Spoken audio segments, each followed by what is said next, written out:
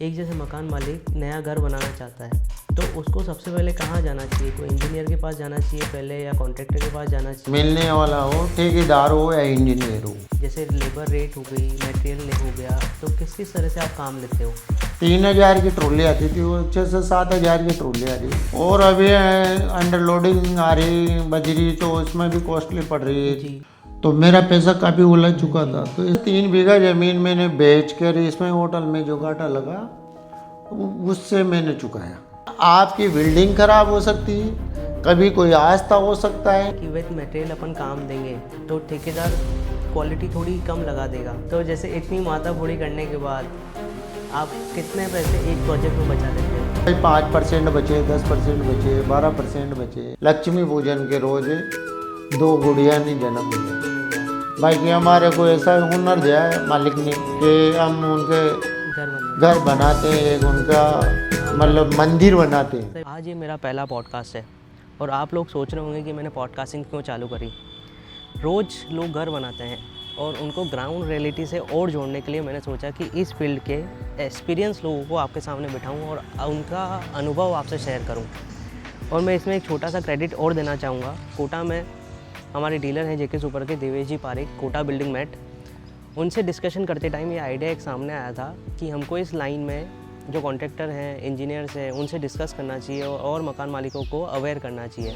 तो आज के इस पॉडकास्ट में मैंने कॉन्ट्रैक्टर संक्राम जी मीना से वो सारे सवाल पूछे हैं जो कि एक मकान मालिक को जानना बहुत ज़रूरी है। जैसे लेबर रेट पे काम देना चाहिए या मटेरियल रेट पे, वो मेजरमेंट कैसे करते हैं, ऐसी क्या क्या गलती है जो उनको नहीं, मकान मालिकों को नहीं करनी चाहिए। तो चलिए शुरू करते हैं।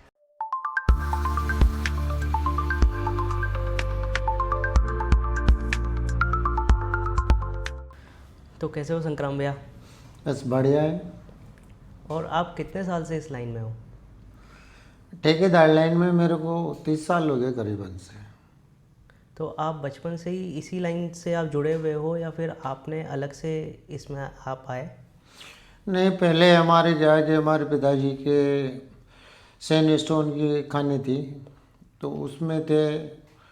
तो उस टाइम पे बचपन में मेरे को बड़ा बनने की शुरू से शौक़ थी और मैं ठेकेदारी में नहीं आना चाह रहा था, क्योंकि मैं मेरे पिताजी को देखता था तो कभी लॉस कभी फ़ायदा कभी, मतलब उसमें वो संतुष्ट नहीं थे। तो मेरा बचपन में ये था, हमारे कुछ बूंदी के अंदर सिटी के अंदर ज़मीन भी है, तो सपना ये था कि मैं कैसे भी करके मेहनत करके 1 नंबर से और बड़ा आदमी बनूं। और बड़ा आदमी बनने के साथ साथ में मेरी चॉइस ये थी कि मेरे साथ में कितने लोग मेरे से जुड़े, मेरे साथ काम करें, हम हिल मिल के काम करें, ऐसी मेरी चॉइस थी। बाकी हमारे पिताजी काफ़ी समय तक बीमार हो गए। एक उनके कुछ मतलब बीमार होने के बाद में काफ़ी टाइम तक तो क्या है कि स्थिति ऐसी हो गई जो मेरे को ठेकेदारी लाइन में आना पड़ा। सही। तो आप कितने साल की उम्र में ठेकेदारी लाइन में आ गए थे?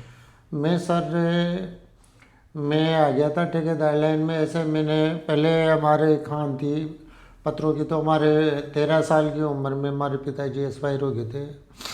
जिसके बाद में मैंने 2 साल तक तो मेहनत तो बहुत की। मैंने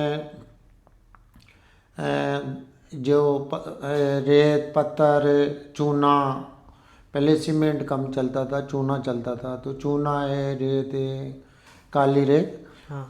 पत्थर वगैरह, इनकी दलाली भी की। मैंने एक चाय की दुकान भी लगाई, चलाई खान।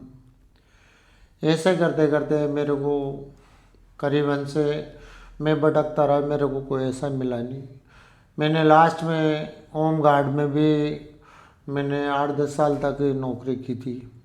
उसमें भी मैंने अच्छे गोल्ड लिए। मेरे को हमारे डिपार्टमेंट से बहुत अच्छे गोल्ड भी मिले और आज भी पड़े हुए मेरे पास में। और मैंने राजू दत्ता जी है, इनके साथ में भी ढाबी में मैंने काम किया था, जो राजू दत्ता का नाम पड़ता है। जी बिल्कुल। उनके साथ भी मैंने काम किया था। बाकी पर से उसमें मेरे को लगता था कि इसमें मेरा खर्चा नहीं चलेगा। मेरी क्या है कि मेरी ख्वाहिश ऐसी थी नहीं कि हवा में उड़ने की, बाकी मेरी ख्वाहिश ऐसी थी कि मेरे को कम से कम 2 समय की खाना अच्छा मिले, मेरा परिवार अच्छा रहे और मेरे को किसी से झूठ नहीं बोलना पड़े। तो इसलिए फिर मैं एक मेरे हमारे पड़ोसी थे गोपाल जी, ठेकेदार हैं, वो अच्छे ठेकेदार हैं, मेरे गुरु भी है वो। तो उनके संपर्क में आया तो मैं एक लाइन पुलिस रोड पे एक बंचू नाम की, बंचू था वो, बंचू शर्मा, उनकी बिल्डिंग में मैंने कभी बेलदारी करी नहीं थी। तो वहाँ पे मैंने उनके साथ में लगा, तो मैंने उस एक ही बिल्डिंग में मैंने बेलदारी की, उसी बिल्डिंग में कारीगर बना और उसी बिल्डिंग में से ठेकेदार बन के निकला 1 साल के अंदर। बहुत बढ़िया। तो आपने बूंदी में कौन कौन से प्रोजेक्ट बनाए हुए हैं? बूंदी में ऐसे तो मैंने बहुत सारी बिल्डिंगें बनाई हैं, करीबन से अभी तक 1500-2000 बिल्डिंगें बना चुका। बाकी जो नामचीन बिल्डिंगें हैं, जो एक तो अभी 2007 में बनी थी रानी जी टाकीज में आडोती पैलेस, जी तो कंपनी तो थी जयपुर की, जी मैं पेटी कॉन्ट्रैक्टर था वहाँ। जी जी जी जी। तो मैंने 3 साल तक काम किया उसमें, और मैंने बेसमेंट, ग्राउंड फ्लोर और फर्स्ट फ्लोर तीनों ही मंजिल मैंने मेरी समिति में बनाई है। और उसमें मेरे को काफ़ी मार्केट में हमारे क्या होता है कि अब तो लोग चेंज करने लगे सर, कंडीशन भी अलग रखने लगे। पहले क्या होता था कि एक दफ़े एग्रीमेंट होता था, वो एग्रीमेंट में यही कंडीशन रहती थी कि अगर काम बंद होता है तो रेट मार्केट की बढ़ा के देनी पड़ेगी। जी अगर वो रेगुलर में काम चल रहा है तो उसकी कोई रेट नहीं बढ़ती थी। जी। तो वो मेरी वे किस्मत खराब थी, बेनसीबी थी, जो मेरे 3 साल में 7 दफ़े रेट बढ़ी थी। मैंने मार्केट में अच्छी रेट ली थी उससे। जी जी जी जी। बाकी 7 दफ़े रेट, 3 साल में 7 दफ़े जो मैंने 130 रुपये में मिस्त्री लगाया था, उसका लास्ट में मैंने 350 से पेमेंट करना पड़ा। डबल से भी ट्रिपल हो गया तो। और ऐसे ही लेबर का करना पड़ा, तो मेरा पैसा काफ़ी उलझ चुका था। तो इसलिए मैंने बताया कि मेरी ज़मीन भी है यहाँ सिटी में ही है, अलगोजा होटल के पीछे ही ज़मीन है मेरे पिताजी की है। तो उसमें से कुछ 7 बीघा मेरे नाम आ रही है, मेरे पास में है, मेरे खाते की है। तो उसमें से 3 बीघा ज़मीन मैंने बेच कर इसमें होटल में जो घाटा लगा उससे मैंने चुकाया। इसलिए चुकाया कि मार्केट में लंबा चलना था, हाँ नहीं तो मैं तो चाहता तो भाग जाता। जी बिल्कुल। बाकी मेरे को भागना नहीं था, मेरे को मेरी इज्जत मेरे सबसे प्यारी है। मेरी इज्जत पे अगर किसी तरह से कोई दाग नहीं लगना चाहिए, इसलिए मैंने वो ज़मीन बेची। ज़मीन बेच के और मार्केट में मैंने मेरी इज्जत रखी। जी उसके बाद में मेरे पास में बहुत काम आए। उसके बाद में मैंने जो लाइन पुलिस के पीछे एस वी ऑफिस है, हाँ उसके पीछे पाल है। जी तो पाल पे पुलिस वालों का 132 प्लेट बने थे, वो भी एक कोटा का ही था कंपनी, वो भी मेरे पेटी में ही था। जी। तो वो भी मैंने उसी टाइम पे किया था।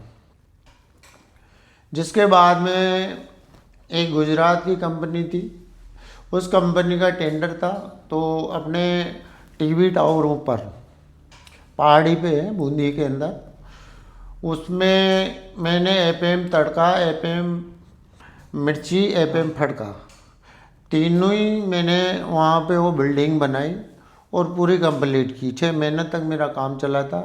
25 से 30 लेबर डेली जाती थी। वह आज उसकी बिल्डिंग यहाँ पे, मशीनें सब यहाँ हैं, बाकी वो कोटा का नाम से बोलते हैं, एडवर्टाइज कोटा से हाँ होता जी है। बिल्कुल बिल्कुल। बाकी वो बूंदी के अंदर। उसके बाद में मैंने अपने ढाबी के अंदर 18 बीघे का एक पावर हाउस बनाया, उसकी बाउंड्री हाल करी, बिल्डिंग बनाई, रोड बनाए, चबूतरे बनाए, नाले बनाए, सब मैंने वहाँ बनाए। और मैं मेरा परिचय भी दे देता हूँ, मैं परिचय नहीं दिया। मैं नैनवा रोड इंदिरा कॉलोनी मिनोका मोहल्ले में रहता हूँ और मेरा जन्म स्थान भी यहीं है। हमारे पिताजी और उनकी जवानी में आए थे। हमारी ज़मीन मकान सब यहीं है और बूंदी निवासी राजस्थान का रहने वाला हूँ। जी।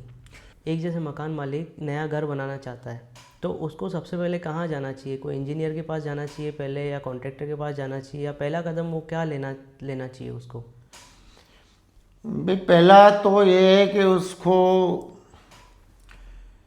उसको अच्छा लगे, जो सही व्यक्ति लगे उसको मिलने वाला हो, ठेकेदार हो या इंजीनियर हो, उसकी जान पहचान का हो, उससे सलाह लेना चाहिए।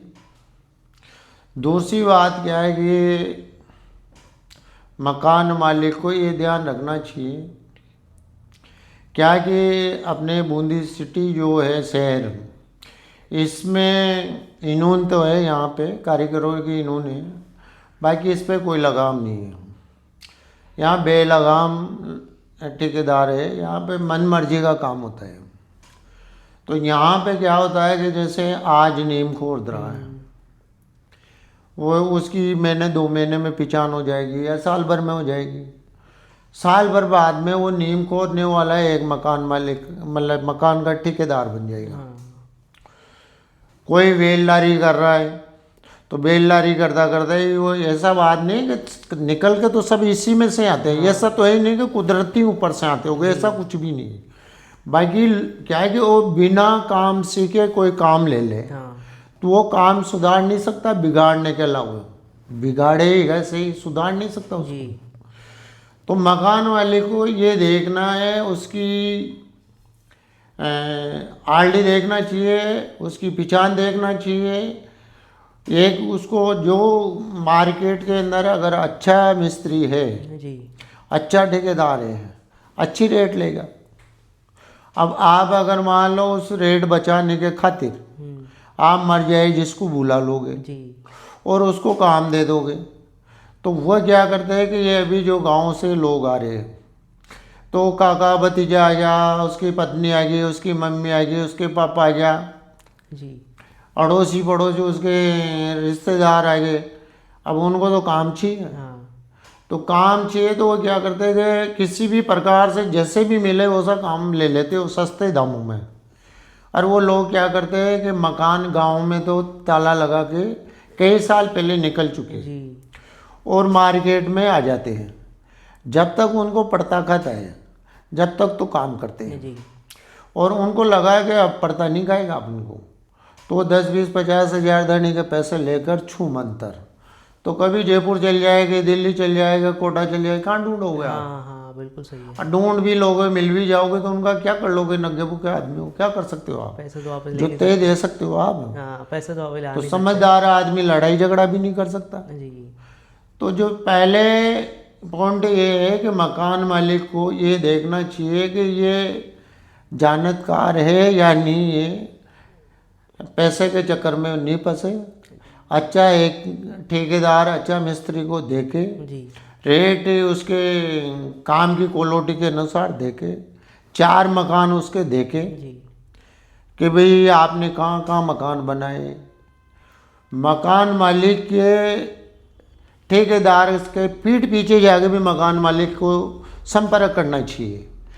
आपने ये मकान बनवाए, आपको इस ठेकेदार ने क्या क्या दिक्कत दी और क्या क्या सुविधा दी, तो पूरी बात सामने आ जाएगी। तो दूध का दूध पानी का पानी हो जाएगा। क्योंकि आपके सामने, जैसे आप हो, आपके सामने अगर मैंने बात करवाई तो वो ज़्यादा कुछ भी नहीं करेगा, तो ऊँ करेगा, पीठ पीछे सब बोल देगा, बाकी पीठ पीछे तो सब कर देगा, सब कह देगा। तो मकान मालिक का मेन पॉइंट ये होना चाहिए कि पैसा नहीं देखना चाहिए, क्वालिटी देखना चाहिए। दूसरी बात ये है कि मैंने मेरी जीवन में एक बात समझी है, अगर आप समझदार मिस्त्री को या समझदार ठेकेदार को लोगे या समझदार इसको इंजीनियर को लोगे जी, तो आपका वो नुकसान नहीं करेगा, वह रेट आपसे ज़्यादा लेगा, बाकी जहाँ फिजूल खर्चा हो रहा उसको बचाएगा, तो उसकी कॉस्ट आपको कम ही पड़ेगी, मतलब उसकी कॉस्ट कम पड़ेगी वो बहुत और सारी आपको परेशान नहीं करेगा। हाँ, वो आपको बहुत सारी चीज़ें ऐसी बचा देगा जो आपको पता भी नहीं है। जी,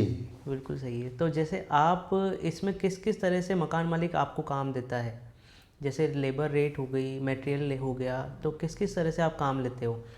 मैं पहले क्या है कि आज ये 10-15 साल पहले तो क्या है कि यहाँ पे लेबर रेट में काम होता था, विद मटेरियल में तो सरकारी में होता था या कोई कोई पार्टी देती थी। तो उससे क्या होता था कि मकान मालिक एक बहुत परेशान रहता था। जैसे मान लो कि साहब किसी की खेती बाड़ी है, किसी की नौकरी, किसी को कोई बिजनेस है, तो वहाँ जाना है, तो ठेकेदार है ना क्या करते हैं कि बार बार उसको फ़ोन करते हैं, हाँ साहब आओ मेरे ये सामान चाहिए, साहब आओ मेरे ये सामान चाहिए। और बेचारा वो जहाँ भी होगा दौड़ा दौड़ा दौड़ा आएगा, हाँ आएगा और वो सामान डलाएगा, जी तो उसका नुकसान हो जाता है। दूसरी बात क्या है कि ये सभी नहीं होते, बाकी 10% लोग ऐसे होते 100 में से। जी तो कोई मकान मालिक अगर उसको जानकारी नहीं है, तो अगर ठेकेदार सही है हाँ आपका और आपने सही चुना है, तो ठेकेदार की सलाह लेगा, तो ठेकेदार उसका वहाँ पे फ़ायदा करवाएगा, हाँ सही चीज़ को देगा, दिलवाएगा।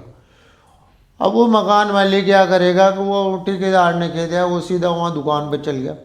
अब कोई मान लो जैसे कुछ ठेकेदारों में कुछ दुकानदार ऐसे होते तो साहब ये कुछ नहीं समझते तो उसको दे दिया जो दे दिया। हाँ जी बिल्कुल। भाई जैसे अभी मान लो 1 मिनट सर, ये सीमेंट में तो आप जो कंपनी नाम लोगे वो देगा, हाँ वो उसमें तो कुछ हो ही नहीं सकता। हाँ हाँ हाँ जैसे बजरी है, ईंट है, पत्ता है, जैसे कई चीज़ें होती हैं, तो उसके अंदर ही वो होता है। तो इसलिए क्या है कि उसको समझदारी से, जानकारी से देना चाहिए। अभी हमारे 15 साल के अंदर ये हो रहा है कि 15 साल के अंदर ये विद मटेरियल काम चल रहा है यहाँ पे।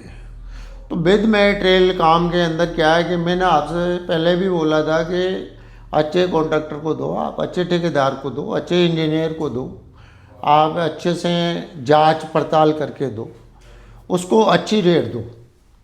अच्छी रेट दोगे तो आपको जो एग्रीमेंट बनेगा, आपका एग्रीमेंट है, एग्रीमेंट के अनुसार काम करेगा। जी तो आप पहला नंबर तो आप फ्री हो गए, आपको तो पेमेंट करना है जो आप जो भी कंडीशन रही उस पर। एक आपको जैसे टाइम मिलता है वैसे आएगा, आपको क्वांटिटी चेक करना है भाई ये सर मतलब जो अपने लिख रहा है वो लगा रहा है या नहीं लगा रहा है, वो देखना जरूरी है। जी जी जी जी ऐसा नहीं कि उस पर भी दे दिया आपने आँख मीच के विश्वास, आँख मीच के विश्वास कर लिया, नहीं, आपको देखना चाहिए समय समय पे ये तरह ही लगा रहा है। अगर मान लो आज जो सीमेंट है, सीमेंट में तराई नीलम मारोगे आप, तो सीमेंट तो एक राख है, हाँ तराई मारोगे तभी तो पकेगा उसको। तो तराई लगा रहा है नहीं लगा रहा है, कोई मान लो जैसे अपने अब कंडीशन में जितनी रेत बजरी का वो है वो डाल रहा है कि नहीं डाल रहा है, जो कंपनी उसने अपने एग्रीमेंट में वो लगा रहा है नहीं लगा रहा है, काम तो ढंग से कर रहा है। तो ये सब चीज़ें करने के बाद विद मटेरियल देने के बाद में एक मकान मालिक संतुष्ट हो जाता है और एक तरह से उसको फायदा ही फायदा होता है, नुकसान नहीं होता है, फिजूल खर्चा नहीं होता है। बहुत सारे मकान मालिकों को लगता है कि विद मटेरियल अपन काम देंगे तो ठेकेदार क्वालिटी थोड़ी कम लगा देगा या फिर ऐसी कहीं पे बचत करने की कोशिश करेगा जहाँ पे उसको नुकसान होता है, सही है क्या? नहीं, वो मैंने पहले ही बताया आपको कि आप उस ठेकेदार को काम दीजिए जो ईमानदार हो, जी और ईमानदार के साथ साथ में एग्रीमेंट में आप पूरी कंडीशन लिखाइए कि बजरी कितनी रहेगी, सीमेंट कितना रहेगा, सरिया कौन सी कंपनी का रहेगा, सैनिटरी कौन सी कंपनी की रहेगी, और हर चीज़ को आप उसमें लिखाइए। जी लिखाने के बाद में बीच बीच में जैसे जैसे आपको मौका मिलता है वैसे वैसे आप क्वालिटी को चेक करो, जी बिल्कुल। तो वो हल्का लगाने का सवाल ही नहीं। हाँ और जो आपकी चॉइस के अनुसार ही एग्रीमेंट होगा। भी आप चाहोगे कि यार मेरे को ये चाहिए, मेरे को वो चाहिए, हाँ तो ठेकेदार क्या है कि रेट आप पहले उसको ठेकेदार को रेट मतलब चॉइस बता दोगे आप पूरी कि मेरे को ये चीज़ में जी इसमें शामिल करना है और मेरी चॉइस ये है जी। और ऐसा मकान बनाना है, तो ड्राइंग आप दोगे। हाँ ड्राइंग आजकल ड्राइंग के बिना मकान बनता ही नहीं, 3D आप धोएंगे जी तो ड्राइंग और 3D के अनुसार मकान बनेगा। जैसा आपकी 3D है, जैसे आपका ये ड्राइंग है वैसा बनेगा। अगर ठेकेदार समझदार है और अगर उसमें होता है कि इंजीनियर अच्छा ही काम करना की सोचता है, बाकी कभी कभार ये हो जाता है कि कोई छोटा बड़ा हो जाता है, तो अच्छे ठेकेदार होगा तो उस टाइम पे आपको ये भी सलाह दे देगा कि साहब अपन इसको छोटा कर सकते हैं, इसको बड़ा कर सकते जी हैं। आवश्यकता आपको इसमें कम है, इसमें आवश्यकता ज़्यादा है। जैसे 1 मिनट के लिए उन्होंने ओपनिंग बड़ी कर दी जी।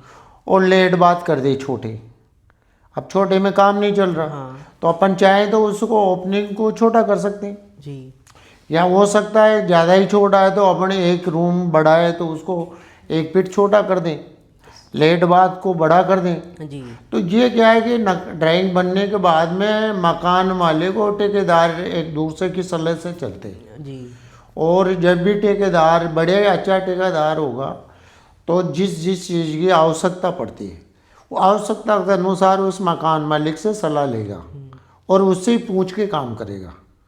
फिर मकान मालिक कह दे कि नहीं साहब आप कह रहे हो जो सही है ऐसा करना है, और मकान मालिक ये कह दे कि नहीं साहब मेरे को तो आपकी सलाह समझ में नहीं आ रही और मैं ये नहीं करना चाहता, मैं तो ड्राइंग के अनुसार बनाऊँ, तो ड्राइंग के अनुसार बना देगा वो। जी। तो लगभग क्या रेट चल रही है अभी मार्केट में? अभी मैं मार्केट में तो क्या है कि अभी पत्थर वगैरह तो बजरी उजरी की मारा मारी चल रही है। पत्थर जो पहले 3.5 मतलब 3,000 की ट्रॉली आती थी वो 6 से 7,000 की ट्रॉली आ रही है, और अभी अंडर लोडिंग आ रही बजरी तो इसमें भी कॉस्टली पड़ रही है। जी तो इसमें तो ऐसे तो सादा बिल्डिंग अभी क्या है कि 1400 से 1450 रुपये चल रही, जी और कॉलम वाली बिल्डिंग अभी 1700 से 1900 के बीच में चल रही है। वो ड्राइंग के ऊपर है सही है। कि ड्राइंग आपकी कैसी है। आजकल क्या है कि प्रत्येक रूम में लेट बाथ अटैच मांगने लगे। जी कई दफ़े क्या होता है कि किराए के हिसाब से बनाने लगे, एक मकान के अंदर 2-2 किचने देने लगे, 4-4 5-5 लेट बाथ देने लगे, तो उनके हिसाब से उनकी रेट अलग अलग हो जाती तो है। वो क्या है कि ड्राइंग के अनुसार रेट होती है। जी ये क्या होता है कि जैसे मान लो का आपको एक तो कॉमर्शियल बिल्डिंग है, जी एक रेजिडेंस है, जी बिल्कुल। उसके अंदर भी फर्क होता है रेट में। रेट में। तो वो क्या है कि वो ड्राइंग के ऊपर ही होता है। भाई कॉमर्शियल में तो क्या होता है हॉल होते, हाँ भाई दुकान होता है, हॉल होता है, भंडार होता है, स्टोर होता है, लंबे ये सब लंबे होते होल हैं। होते हैं। और रेजिडेंस में तो कमरे होते हैं, हाँ उसमें तो कमरों में तो ज़्यादा खर्चा आता है, उसमें तो ब्रिक वर्क वगैरह वगैरह बहुत सारी चीज़ें होती बहुत हैं। सारी चीज़ें होती हैं। तो रेजिडेंस में और इसमें फर्क है सही है। कॉमर्शियल तो में। जैसे 1000 स्क्वायर फुट का अपन मकान बनाते हैं, जी तो आपने 1750 से मान लो ले लिया, तो उसको पूरी 17,50,000 में आप पूरा बना के दे देते हो। जी कंप्लीट ताला कुची लगा के। उसमें क्या क्या आता है? उसमें सब आएगा, नीम खुदाई, नीम भराई, सोलिंग, गिट्टी चुनाई, प्लास्टर, छत डालना, वायरिंग डालना, पाइप डालना, नल है, लाइट है, पुट्टी करके देते हैं, डबल पुट्टी। और पेंट? पेंट नहीं करके देते हैं, पेंट उसमें अलग पेंट करके नहीं देते। और जो फ्रंट होता है फिर फ्रंट वेल्यूएशन होती है, हाँ हाँ वो फ्रंट वेल्यूएशन का अलग से नाप होता है, जी और फ्रंट वेल्यूएशन पे हम कलर करके देते हैं। जी हाँ फ्रंट पे। सही। तो जैसे अगर मकान मालिक G+ ओनली ग्राउंड फ्लोर ही बनाता है और G+1 या 2 पे जाता है, तो उसकी कॉस्टिंग अलग होती जाती है। हाँ अलग होती है। सही है। तो आप नापते कैसे हो? नाप तो यही है कि जैसे मान लो 2 टैंक पानी के बनाए, जी तो एक जो बड़ा टैंक होता है उसकी एक टैंक का नाप लेते हैं, जी और जहाँ पे बाल कुलनी डलती है वो पट्टे की डलो है या RCC की डलो, जी उस बाल कॉलोनी का नाप है बाहर से बाहर लेते हैं। जी टैंक का भी बाहर से बाहर ही आएगा। और जो उसकी छत डलती है, छत का बाहर से बाहर नाप आता है, उसकी ऊंचाई मोटाई नहीं आती है। जी बाहर से बाहर आता है, जो पिंजरी बनती है तो वो तो एक्स्ट्रा में जाती है। सही है। तो आपका अभी जैसे आप मैनेज करते हो बहुत सारे, आपका दिनचर्या कैसे रहता है सुबह से शाम तक? दिनचर्या तो क्या है कि एक काम जो करते हैं, काम तो एक एंजॉय टाइप में करते हैं, फ्री मूड होके करते हैं। हाँ, तो पर लेबर फ्री मूड होने नहीं देती ना। जी लेबर फ्री मूड होने नहीं देती ना। नहीं, देखो लेबर का तो क्या है कि हमारे बूंदी के अंदर क्या है कि लेबर तो जो यहाँ पे एक छोटे से छोटा मजदूर है, उसके पास भी 1 बीघा ज़मीन है। तो यहाँ पे क्या है कि वो उसको ये चीज़ की परवाह नहीं कि मैं भूखा सोऊंगा। जी तो वो क्या है कि यहाँ पे दवाओं में ज़्यादा काम नहीं करते हैं, वो उनकी मन मर्जी का काम करते हैं। यह है कि ठेकेदार का और लेबर का एक तालमेल कैसा है, उसके हिसाब से सेट होता है। जी बाकी तो अभी जैसे बाहर से लेबर आती है, तो बाहर वाले को तो बेचारे कमाने खाने आते हैं, तो उनको तो काम करना ही। जी जी अब अपने बूंदी क्या है, छोटी है, एक कस्बा टाइप में है। जी तो यहाँ पे जो बाहर की लेबर आती है तो वो ज़्यादा तादाद में नहीं आती। हाँ आते तो वो एक दुके आते हैं, तो इसलिए यहाँ पे वो सहूलियत तो मिलती नहीं। यहाँ तो जो लोकल लेबर है उससे काम चलाना पड़ता है, और उनसे आता है जैसे भी चलता है उसे चलाना पड़ता है। सही है। तो माता फोड़ी तो 5 नंबर है ही सही। हाँ हाँ हाँ। और ठेकेदारी इतने आसानी से भी नहीं, ठेकेदारी में बहुत सारी दिक्कतें आती है, बहुत सारी इसमें बेजापोड़ी होती है। बाकी क्या है कि अब ये डेली का काम है, डेली तो है कि दिनचर्या ही ऐसी बन गई। तो जैसे इतनी माथा फोड़ी करने के बाद आप कितने पैसे एक प्रोजेक्ट में बचा लेते हो? देखो इसमें क्या है कि पैसे बचाने का तो एक कारण है, कम पहले सोच नहीं पाते हैं कि कितने पैसे बनाएंगे जी। बचेंगे इसमें। जब बिल्डिंग पूरी हो जाती है उसका बिल बनता है, जिसके बाद लेबर का खर्चा निकालते हैं, सबका खर्चा निकालते हैं। जी तो लेबर का इनका सबका खर्चा निकालने के बाद में फिर देखते हैं हम, भाई 5% बचे, 10% बचे, 12% बचे। अच्छा, शुरू में आपको भी इतना पता नहीं होता है कि कितना? इतना पता नहीं होता, कई कई जगह जेब से भी रखना पड़ता है, हाँ क्योंकि उसमें कई बार क्या दिक्कत आ जाती है। जैसे अभी यहाँ पे मैंने बताया कि आपको, तो छोटे से छोटे लेबर के भी 1 बीघा ज़मीन है, जी तो किसी के 5 बीघा है, किसी के 10 बीघा है। तो क्या होता है कि 4 सीजन एक ऐसे होता है, एक तो बुआई का और एक कटाई का। जी तो 2 फसलें होती नॉर्मली यहाँ, तो 4 सीजन हो गया मतलब। अब 4 सीजन के अंदर क्या है कि लेबर है वो जो अपने खेती बाड़ी वाले वो तो सब वहाँ लग जाते हैं। हाँ मार्केट में लेबर मिलती नहीं, मिलती है तो आपके अभी 500 रुपये मारी तो 600 से 700 रुपये लगते हैं, महंगी हो जाएगी। तो महंगी हो जाती महंगी है। हो जाती है। अब उस पीरियड में आपके अगर लेबर की व्यवस्था डगमगाएगी तो वो आप एवरेज नहीं लगा पाते। हाँ ये तो ये इसलिए वो क्या कि पूरा काम होने के बाद ही एवरेज लगता है कि मेरे को कितना % बचा इसमें से। सही है। तो ये वैसे आपको कौन से सीजन में काम करना ज़्यादा पसंद है? बरसातों में, गर्मी में, सर्दियों में? इसमें ऐसा कुछ होता है कि आपको इस मौसम में ज़्यादा सही रहता है, कुछ मौसम की वजह मैं से? हमारे क्या है कि गर्मी में अपने यहाँ राजस्थान में खेती बाड़ी खूब है, खेती बाड़ी से यहाँ पे मार्केट में लोड फेयर होता है, हाँ तो गवर्नमेंट सरमेंट से भी होता है। बाकी यहाँ पे खेती बाड़ी ज़्यादा है राजस्थान में, तो ये अधिकांश में गर्मियों के दिनों में क्या है कि सबके पैसा आ जाते हैं। गर्मियों के दिनों में जैसे गवर्नमेंट सरमेंट है, मास्टर लोग है और है वकील वगैरह है, इनकी भी गर्मियों में छुट्टी लगती है, ये भी फ्री हो जाते हैं। काश्तकार भी 1 डेढ़ 2 महीने के लिए फ्री हो जाते हैं। तो गर्मियों में ही ज़्यादा काम चलता है, और गर्मियों में ये है कि थोड़ा सा वो बड़ा दिन होने के कारण हमारा काम निकल जाता है, जी तो उसमें क्या है कि हमारे को थोड़ी सहूलियत मिल जाती है। सही है। जैसे आप कभी कुछ साइट पे जाते हो तो वहाँ पे आप बहुत सारी चीज़ें देखते हो, जैसे दीवार देखते हो कैसे चल रहा है कैसे नहीं चल रहा है, तो आप कैसे पता लगाते हो कि कुछ कमी है कुछ नहीं है, जैसे दीवार एक लेवल में है नहीं है?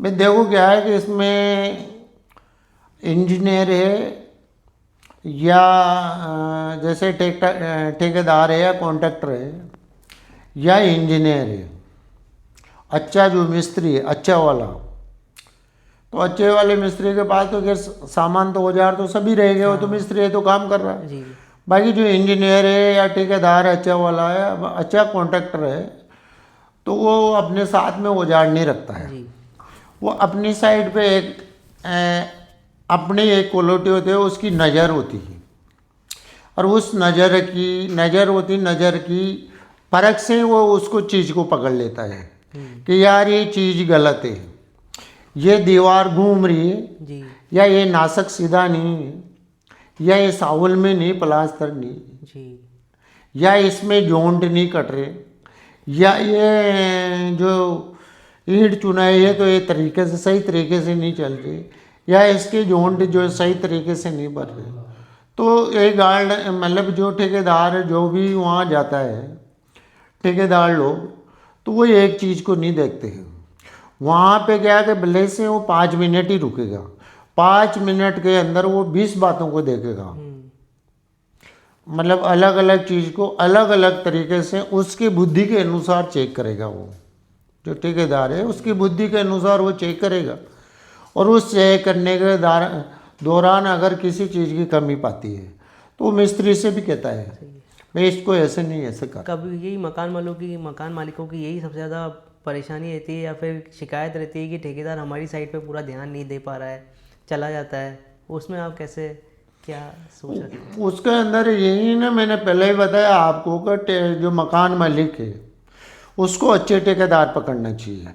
अच्छे ठेकेदार के साथ में क्या होता है कि अच्छी रेट देगा, अच्छा ठेकेदार पकड़ेगा तो उसके जो उसका स्टाफ है, लेबर मिस्त्री, वो भी उसको अच्छे मिलेंगे। तो अच्छे मिलेंगे, अच्छे मिस्त्री मिलेंगे तो आपके काम है अच्छी क्वालिटी का होगा। जी आप पैसे बचाने के 2 पैसे बचाने के लिए हल्के मिस्त्री को पकड़ोगे, हल्के ठेकेदार को पकड़ोगे, तो वो लेबर भी तो हल्की रखेगा ना। हाँ भाई उसके बाद में एक बात बताओ, जैसे मैंने बताया कि 1400 रुपये ले रहा हूँ जी और किसी ने 1200 में काम कर दिया, सही है, अब 200 रुपये कहाँ निकालेगा? इसमें लेबर में निकलेंगे। लेबर में निकलेगा, मटेरियल में निकलेगा, कहाँ निकालेगा?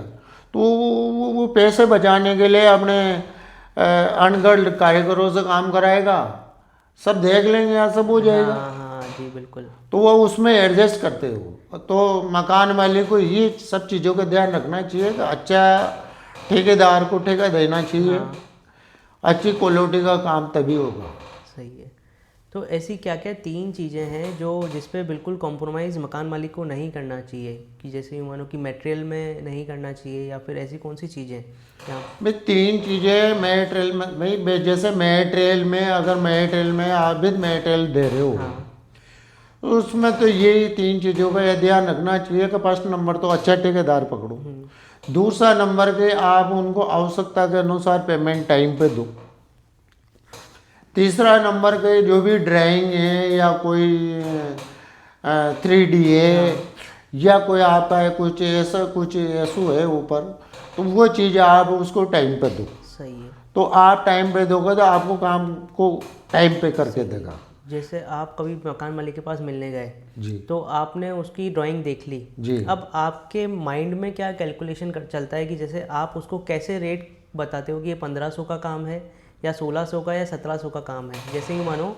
अपन आप चले गए मकान मालिक के पास, आपके दिमाग में अब इतने साल से आप काम कर रहे हो 30 सालों से, तो आपको पहले ही पता है कि इसकी फुटिंग में कितना खर्चा आना है, सरिया कितना लगना है, सीमेंट कितना लगना है, तो वो सब आप कैसे कैलकुलेट करके कैसे रेट बताते हो मकान मालिक को? भाई क्या है कि जैसे देखो कुछ इतने सालों का अनुभव तो है ही, जब ये उसमें मैंने बोला ना जैसे रेजिडेंस है या कोई मान लो जैसे कॉमर्शियल बिल्डिंग है या कोई होटल है, जी तो इसमें क्या है कि वो देखते हैं, वो ड्राइंग से पता चल जाता है कि इसमें कॉलम कितने हेवी है, इसमें कितना हेवी सरिया डलने वाला है, इसका गैप कितना है।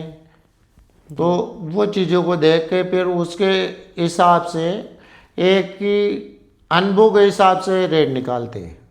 जी मोदे मतलब जिसको अनुभव कहते हैं ना, अनुभव से रेट निकल, एक्यूरेट रेट नहीं निकलती। बिल्कुल सही है। ये और जैसे अपनी ईंटें आती है, अभी फ़िलहाल बूंदी में तो लाल ईंटें काफ़ी फेमस है, पर सीमेंट की भी ईंटें आती हैं। जी सीमेंट की भी आती तो फिर मकान मालिक को लाल ईंटें लगानी चाहिए या सीमेंट की ईंटें लगानी चाहिए? है। अब क्या है कि देखो यहाँ पे थर्मल की जो बानी राख होती है उसकी ईंटें बन रही है, वो सीमेंट के नाम से आ रही है। जी एक वो इतना प्रेशर डाल दे वो मशीन से तो वो राख सेट हो जाती है। जी गवर्नमेंट बिल्डिंगों में वही चलती है अधिकांश, क्या कि वो सस्ती पड़ती है। हाँ वो 4-4.5 रुपये ईंट पड़ जाती है। और मतलब जैसे 9-3-4 की ईंट 4.5 रुपये 4 रुपये ईंट पड़ जाती है वो। अब जैसे मान लो 9-4-3 की ईंट आप मार्केट में लेने जाओगे लमसम में वो 6.5 रुपये से लेकर 8.5 तक मिलेगी आपको। जी तो उसमें क्या कि अलग अलग बट्टे की, जैसे चमनी वाली है, चमनी वाली महंगी महंगी मिलेगी आपको। मैदानी बट्टा है वो सस्ती मिलेगी। जी एक उसमें माल की क्वालिटी क्या है, कैसी क्वालिटी है। अभी क्या है कि बहुत सारे बट्टों में ये करते हैं कि पैसे बचाने के लिए उसको कलर लाने के लिए कलर मिला देते हैं, नमक फेंक देते हैं, तो कलर आ जाता है। वो पूरी नहीं पकती फिर भी उसमें कलर आ जाता है। जी तो वो क्या है कि सस्ती मिल जाएगी आपको। अब जो कुछ जो बढ़िया अच्छे मार्केट से जुड़े हुए और अच्छे ठेकेदार हैं, बट्टे वाले, हाँ हाँ ईंट बट्टे वाले, चमनी वाले, और वो अपनी क्वालिटी मेंटेन रखता है तो वो अच्छी चीज़ दे रहा है, तो वो तो 7-8 रुपये से कम नहीं मिलती फिलहाल। तो एक इसके क्या है, सीमेंट और बजरी का मिट्टी वाली जो लाल ईंट आती है उसकी पकड़ अच्छी होती है जी और उसमें मकान ठंडा रहता है और ऐसे गर्मी नहीं करता, वो ठंडापन बना रहता है। सही है। और जो ये आती है सीमेंट वाली ईंटें, तो सीमेंट वाली ईंटों में तो क्या है कि जैसे मान लो प्लास्टर भी ज़्यादा दिन टिक नहीं पाता, गर्मियों के दिनों में तपती है। तो इसमें ये क्या है कि हम तो देखो सलाह यही देते हैं कि आप मिट्टी वाली लगाओ, सही है। तो इससे आपको ठंडक मिलेगी और आपको दिक्कत भी नहीं आएगी। सही है। तो जैसे ईंटें अपने पास आती है तो उसको पानी में डुबो के रखना चाहिए। कुछ कुछ लोग कहते हैं कि पानी में डुबो के रख लो ताकि ये इसमें। नहीं देखो क्या है कि ज़्यादा बड़ा काम है तो वो तो संभोग नहीं कि पानी में डुबो के रखें आप। बाकी उसका जो छिट्टा होता है उसको अच्छे से भगो, इतना भगो पानी अच्छे से पी ले, जी तब वो पानी पी लेती ना, फिर जिसके बाद छिड़काव दे दो आप, काम चलता रहता जी है। अभी ये जो सीमेंट वाली ईंटें हैं हाँ ये पानी नहीं पीते, इनको तो एक दफ़े छिड़काव लगा तो शाम तक वैसी रहेगी। हाँ हाँ हाँ जब वो पानी नहीं पिएगी तो ठंडाई कैसे देगी, मजबूत कैसे रहेगी। हाँ सही है। तो मिट्टी वाली है, जो मिट्टी वाली को आप जो छिट्टा लगाते हैं छिट्टे पे अच्छे से बजो लो, सही है। तो वो आपको बाल्टी में डिबोना ऐसे एक एक तो दे नहीं पाओगे, 4 मिस्त्री लग रहे, हाँ हाँ तो वो एक एक कैसे डबो के देंगे। सही है। तो जैसे अपनी जो दीवार बनती है तो वो 4.5 इंच में भी बनती है और 9 इंच में भी बनती है, तो ज़्यादा सही कौन सी रहती है? नहीं वो तो क्या है कि जैसे मान लो अगर सादा बिल्डिंग है, बिना कॉलम की बिल्डिंग है, तो उसकी तो जितनी भी वालें आती है लोडिंग वाल जो तो सारी 9 इंच की बनती है। बाकी जो पार्टीशन है बीच के जो पार्टीशन वो 4.5 इंच में बनते हैं, तो उसमें कोई दिक्कत नहीं आती। जी और जो कॉलम बिल्डिंग होती है तो कॉलम बिल्डिंग में तो क्या है कि आउटर जो होती है 4 दीवार जी वो 9 इंच की होती है। बाकी होलसेली पार्टीशन ही होता है, तो उसमें 2 फायदा है, एक तो मटेरियल कम लगा, एक उसमें प्लॉट में आपने गुंजाइश मिल गई। भाई 4.5 इंच इधर से मिल गई, 4.5 इंच इधर से मिल गई, बिल्कुल मिल गई। तो जैसे 11 फीट का रूम था वो 12 फीट का बन गया, हाँ हाँ जी बन गया ना, बन गया। तो उसमें गुंजाइश मिल गई। लोड ईंट थोड़ी झेल रही, दीवार थोड़ी झेल रही, लोड तो कॉलम झेल रहे हैं, इसीलिए तो कॉलम स्ट्रक्चर होते हैं। हाँ बिल्कुल सही है। जी तो आप जैसे सुबह सुबह जाते हो साइट पे, तो मज़दूर एक दिन में कितना चुनाई कर देते हैं, कितने काम कर देते हैं? भाई ऐसे तो यहाँ बूंदी के अंदर ही ऐसा कुछ है नहीं कि वो दवाओं में काम करे।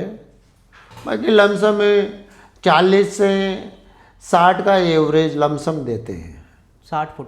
हाँ, 40 से 60 के बीच में कितना भी हो जाए जितना आपका है। हाँ और वो कोई कुछ ईमानदार होते 60 फीट कर देते, नहीं तो 40-50 फीट करते। सही है। और यहाँ दवाओं में काम नहीं करते, यहाँ तो प्यार मोहब्बत से कर दे तो ठीक है, हाँ। नहीं तो बस। तो यहाँ पे ऐसा कुछ भी नहीं, इसलिए यहाँ पे वो एवरेज लगाना बचत का पॉसिबल नहीं है। सही है। और जैसे अभी इस लाइन में बहुत सारे जैसे नौजवान लोग हैं, वो आना चाहें कॉन्ट्रैक्टर लाइन में, जी, तो उनके वो कैसे आ सकते हैं? उनके लिए क्या रास्ता है यहाँ पे आने का? भैया आने का रास्ता तो ये है कि पहले काफ़ी, जब तक आप इस लाइन में घुस रहे हो तो इस लाइन में घुसने के पहले आप जो भी आपका मिलने वाला है रिश्तेदार या किसी के पास काम सीखो जी। पूरी तरह से। और जब तक काम नहीं सीखोगे, जब तक आप काम करोगे तो आप काम ही बिगाड़ोगे जी। और आप कमा के भी नहीं खा सकते हो। जगह जगह आपको धक्का लगेगा, धुतकारेंगे लोग, जी। काम बिगड़ जाएगा, पैसे भी कटेंगे। हाँ। तो उसको पहले आने से पहले पूरा काम की जानकारी होनी चाहिए। और ऐसा नहीं कि देखो क्या है कि धरातल पे काम करना और किताबी काम करना अलग होता है। हाँ। जो धरातल पे करता है ना काम, उसको तो क्या है कि वो पढ़ा लिखा हो या अनपढ़ हो, जी। उसको नॉलेज ही पढ़े लिखे से ज़्यादा होती है।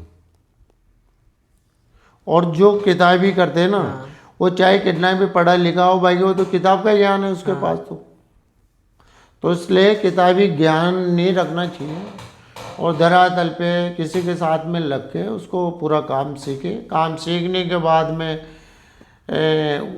कंप्लीट हो जाए, फिर वो अपना पर्सनल काम करे। जी, मतलब बाद में भी उसको तैयार रहना चाहिए कि अगर कुछ नुकसान हो जाए तो भी कंप्लीट करना चाहिए साइट को। कहाँ जी, ताकि लंबे नहीं टाइम जो पे वो तो है ही। देखो क्या है कि फिर आपको अगर मार्केट से जुड़ना है जी।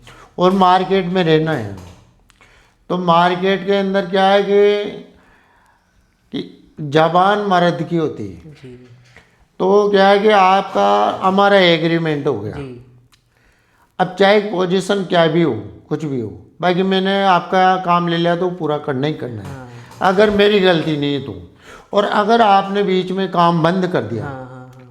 या किसी कारणवश बंद हो गया, वो जिम्मेदारी आपकी, जी। तो फिर उसका भुगतान आप करोगे। हाँ। और अगर आपकी कोई गलती नहीं है, कंटिन्यू आप चल रहे हो, मेरी कमी है, तो वो घाटा लगे तो लगे, पूरा करना पड़ेगा। सही है। तो अभी तो मार्केट में चल पाओगे, नहीं मार्केट में कैसे चलोगे आप। बिल्कुल सही है। तो आपका सबसे टफ फेज कौन सा रहा था पूरे जीवन में इस लाइन में? मेरे अभी क्या है कि कुछ बीमारी हुई, जी। मेरे पाँव फ्रैक्चर हो गया था। वो पाँव फ्रैक्चर होने के बाद में ठीक हुआ, 4 महीने बाद में वो मैं डेंगू हो गया। डेंगू हो गया तो डेंगू में फिर मेरे 20,000 ही प्लेट रह गई थी। तो वो 20,000 से रहने के बाद में फिर गया कि तबीयत खराब हो गई। फिर मैं मार्केट में आ गया। फिर पता नहीं क्या हुआ, जो डॉक्टरों को यहाँ पे बूंदी के अंदर बीमारी पकड़ में नहीं आई और मेरी हालत दिन बर दिन बिगड़ती गई। जी। तो कुल मिला के जैसे इतनी हालत ख़राब हो गई मेरी कि बहुत ही ज़्यादा हो गई, बीमारी पकड़ने नहीं आई। फिर कोटा भी गया मैं, कोटा में भी बीमारी पकड़ने नहीं आई। फिर मेरा खाना छूट गया। खाना छूटने के बाद में और मैं ऐसी कंडीशन में हो गई, 2 आदमी बिठाने उठाने लगे, मैं खुद मतलब बहुत कमज़ोर हो गया। तो उस टाइम पे क्या हुआ कि उससे पहले मेरे क्या है कि मुसीबत तो बहुत आई। मुसीबत के समय पे भी मेरे को एक बहुत बड़ी खुशी मिली। खुशी इसलिए मिली, हो सकता है मेरा अच्छा कर्म कहीं किया हो, अगले जन्म में किया हो। मेरी 50 साल की उम्र हो गई, मेरे बच्ची 2 बच्चे हुए थे, वो बचे नहीं, खंडित हो गए थे। और मैंने काफ़ी इलाज करवाया। मेरी पत्नी की तबीयत अधिकांश में ख़राब ही रहती थी। मैंने 4 डिस्ट्रिक्ट में इलाज करवाया, राजस्थान में करवाया, यूपी में करवाया, एमपी में करवाया और गुजरात तक गया। और मैंने इसमें सब जगह जाने के बाद सब डॉक्टरों ने भी मना कर दिया, यार बच्चे का बेटा नहीं है, तबीयत ही ख़राब रहती। अभी जब मैं बीमार हुआ था उसके पहले भी मैं 2018 में उदयपुर इलाज कराने गया था। जी तब भी वहाँ के डॉक्टरों ने मना कर दिया था। बहुत इंदिरा आईवी बहुत बड़ा हॉस्पिटल जी है, जी जी उसके शाखे भी बहुत है। पे हमने हमारे एक मेरे गुरु भाई है और मेरे पत्नी के गुरु है, जी वो सत्यनारायण जी गुजर नाम है उनका। साधारण व्यक्ति है, बिल्कुल सादा सिंपल रहते हैं, किसी से कोई टक विद्या नहीं, किसी से कोई पैसे नहीं लेते वो। और वो उनकी शक्ति का हमारे को अनुभव था। हमने उनके पीछे पड़े और उनके हाथ पैर जोड़े और खूब उन्होंने भी आपस टालने की कोशिश करी भाई, हमने उनके पकड़ ले, पैर छोड़े नहीं। फिर उन्होंने कहा कि भैया आप ऐसा करो, मैं कहता हूँ ऐसा करो, आप कर लो तो भाई करेंगे भैया। आपको आपके घर पे ऐसे मेरे हर साल ही भजन कीर्तन होते हैं और छोटा मोटा प्रोग्राम होता है। मेरे घर पे एक ठाकुर जी का मंदिर बना रखा है घर पे, मेरा बड़ो प्लॉट थोड़ा बड़ी साइज में ठाकुर जी का राधा कृष्ण की मूर्ति रखी हुई है, मंदिर बना हुआ है घर पे, अलग से है, मकान से अलग में पीछे अपने जो पीछे गार्डन में। जी। तो मैं सेवा पूजा तो सब उससे ही करता था। तो कुछ उसकी ठाकुर जी की कृपा हुई, कोई चौथ माता की कृपा हुई, गुरु महाराज ने उनके इशारे पे कहा भाई गिरिराज जी जो गिरिराज दरण पहाड़ है यूपी में, तो वहाँ पे जाओ आप। तो वहाँ गए, 12 महीने तक आपको बिना नागे वहाँ जाना पड़ेगा। बिना नागे गए तो वहाँ पे गया, मेरा पाँव फ्रैक्चर हो गया यहीं। जी अब कैसे जाऊँ, बाकी फिर भी मैं पाँव फ्रैक्चर से भी गया। फिर मेरी तबीयत खराब हो गई, तबीयत खराब हो गई तो इतनी हो गई कि मतलब ज़्यादा होने लगी। फिर भी मैं गया, 14 महीने तक गया। फिर गुरुदेव ने कहा कि आप जहाँ डॉक्टरों ने मना किया था आपको उदयपुर सबसे बड़ा, आप वहाँ जाइए आप। हम वहाँ गए तो वहाँ जाते ही पहले हमारा फर्स्ट में ही काम हो गया। मेरी हल्की पल्की तबीयत खराब चल रही थी, वो पाँव का डेंगू का इनका, बाकी हमारा काम हो गया। जिसके बाद में हमारे बच्चे हैं उनके जीवन में आ चुकी थी, मतलब वो उम्मीद हो गई थी जी। जिसके बाद में मेरी तबीयत इतनी बगड़ी कि मतलब 4 महीने तक मैंने खाना नहीं खाया और मैं 1 साल तक बेड रेस्ट में रहा। जिसके बाद में बेड रेस्ट पे तो चल ही रहा था मैं। उस टाइम पे दीपावली के रोज़, हमारे लक्ष्मी पूजन के रोज़ 2 गुड़िया ने जन्म लिया। अरे वाह, बहुत बढ़िया। तो वह जिस दिन गुड़िया ने 2 गुड़िया ने जन्म लिया, और जब पहले भी उम्मीद हो गई थी, बाकी पहले कम थी, बाकी मैंने जिस दिन 2 गुड़िया मेरे जीवन में आए और मैंने उनकी जब शक्ल देखी और तो मेरी इच्छा जागृत हुई और ये देखा मैंने कि अब अगर मेरे को मौत भी आ जाए ना तो भी मेरे को कुछ बिगाड़ नहीं सकती। क्यों नहीं बिगाड़ सकती कि मेरे घर में लक्ष्मी आ गई। तो जिस घर में बेटी होती ना जी, उस घर में बेटी से बड़ा सुख कोई होता नहीं है। सही है, सही है, सही है। बेटे से ज़्यादा बेटी कुछ नसीब होती है। और जितनी बेटी को माता पिता की दुखती है ना, जितनी तो को नहीं दुखती, बेटे को नहीं दुखती इतनी, बेटे को नहीं दुखती। इसलिए क्या है कि मेरे को अब पहले तो सोच रहे थे कि यार हम हो सकता है कभी भी मर सकते हैं, जी सकते। अब लेने देने वाले तो ऊपर वाला है, भगवान है, सांस कितने देने कितने लेने। बाकी अब ये कि हमने सोच लिया कि हम 15 से 20 साल और जिएंगे। सही है, ज़्यादा जिएंगे, जो उम्र है जिससे ज़्यादा जिएंगे। और इस पीरियड में मेरे पत्नी है, उसने भी बहुत साथ दिया मेरा और बहुत अच्छे से ध्यान रखा। और एक हमारे शेरू भाई है, जाति से मोमडन है जी। बाकी उन्होंने मेरे परिवार ने साथ नहीं दिया, उससे ज़्यादा साथ उन्होंने, उनके बच्चा है तनवीर, जी उसने साथ दिया।